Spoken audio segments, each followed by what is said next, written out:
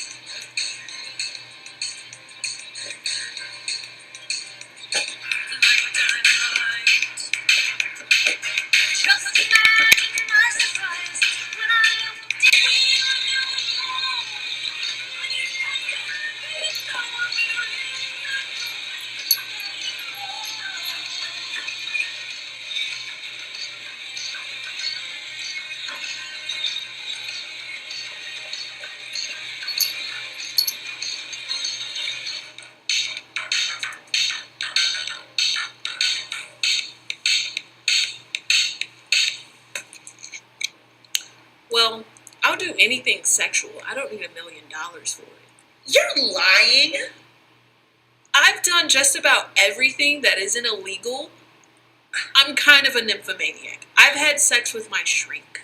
Gross. Have you had sex, Claire? Have you? Have you? Have you? Huh? No! Seems just like me. I can't do anything.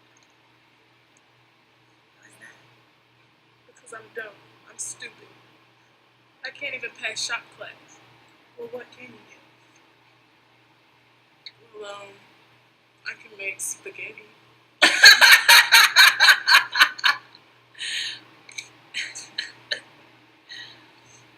Well, what can you do, Claire? Well, I can do this one thing I learned at camp. Just don't laugh, okay?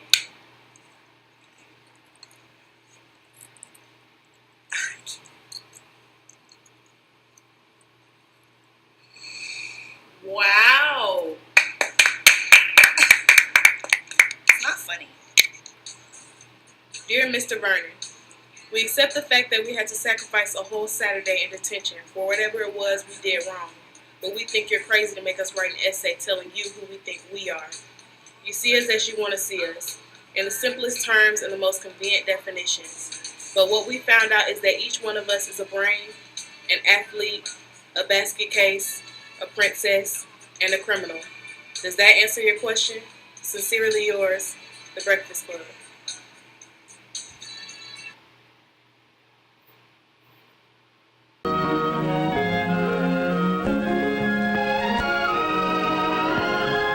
As you grow older, you learn to do more and more things for yourself. Some of these things you do so often that they become habits. Everybody has habits.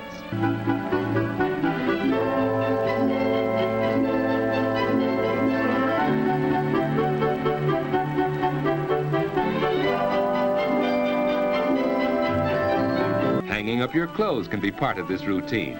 They'll air out overnight and be neat for tomorrow. Wearing the right kind of night clothes is important. All he ever does is eat and sleep. In sleep, the muscles of the body are relaxed. It's the most perfect way to relax that we have. Our breathing is slower and deeper when we sleep. The body's temperature is lower. Even the heart beats more slowly. He's always asleep. Dreams are normal too. Often they're suggested by things around us while we sleep. Getting ready for bed at a regular time is one of the most important habits you can learn. A quiet hour or two before bedtime is part of this habit. It makes you feel relaxed and sleepy, ready for bed. Now to sleep. Some people go right to sleep, others take longer. Because David has regular sleeping habits, he usually drops off very quickly. After a good night's sleep, you usually wake up easily and naturally.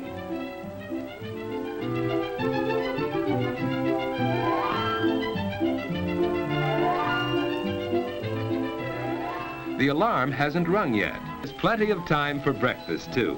Breakfast is an important meal that shouldn't be missed. As the day goes on, you get more and more value from your regular sleeping habits. Plenty of sleep helps you to be bright and alert to the very end of the day.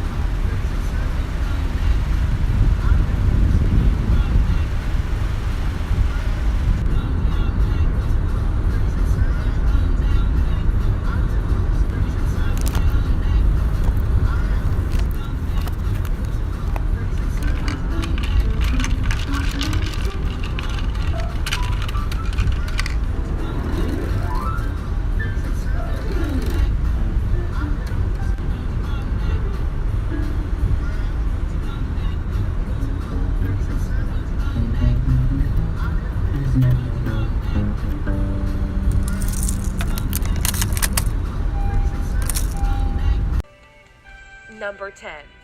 Watch your mouth, young lady. You can imagine that no one will ever respect a woman talking slang or swearing all day long. That's not even remotely appropriate. Remember how your parents used to tell you as a child, watch your mouth, young lady? Well, they knew exactly what they were talking about. Of course, no one can hold it in that long, and sometimes you need to free yourself. So a little F word now and then is acceptable. Glamour, you know, is... Now, in order for it to be effective, that means that everything else must be right. Glamour and poise and charm, too, are all based simply on good grooming. Mary, poise and charm are personality traits. What do they have to do with clothes, makeup, and hair? Well, poise, you know, is simply a state of mind. It comes as a result of confidence in the way you look. If you know you look well, your clothes are right, your makeup natural, your hair neat, the assurance of all these things brings with it that elusive poise. So, poise comes from good grooming. And charm. Well, now, charm is the ability to make other people happy and comfortable with you. Now, that means that you must forget yourself and concentrate on putting the other person at ease. Right? Right. Know your role and shut your mouth. My role as a woman. Yeah. Number 8. Dress like a lady. You might say, oh well, if I behave properly, who cares what I'm wearing? Well, things aren't at all like that, because before someone sees the way you behave, they get a visual of you, also known as the first impression, and that is crucial. You can have all the manners in the world. If you're dressed like a stripper, they're going to treat you like a stripper. Most women are happier at home. They are pretending that they like working, and they're not making money because they don't stay all night at the office. They don't go the extra mile. They don't work all weekend. You're making a mistake. You would be much happier at home with a husband and children. Oh, boy. Good morning, girls. I'm going to talk to you this morning about the way you look.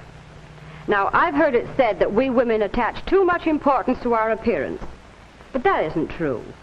After all, the way we look exerts so much influence on the way we feel and on the way other people feel about us that it really is very important. Like a floozy. That's what you ought to be embarrassed about. You ought to be embarrassed about dressing like a hoochie mama and a hooker and going around in clothing that literally was only worn by prostitutes in time past. I mean, look, a prostitute wears a mini skirt. A prostitute, dresses up and puts on the for sale sign because she's for sale. And you ought not be ashamed to dress like a godly Christian lady and to wear modest apparel, to wear a skirt that covers your nakedness, that's the knee or below, and covers up your thighs and covers up your shame, and that you're not one that is promiscuous. See, promiscuity is what you ought to be ashamed of. You ought not to be ashamed of being pure, of being clean, of being virgin.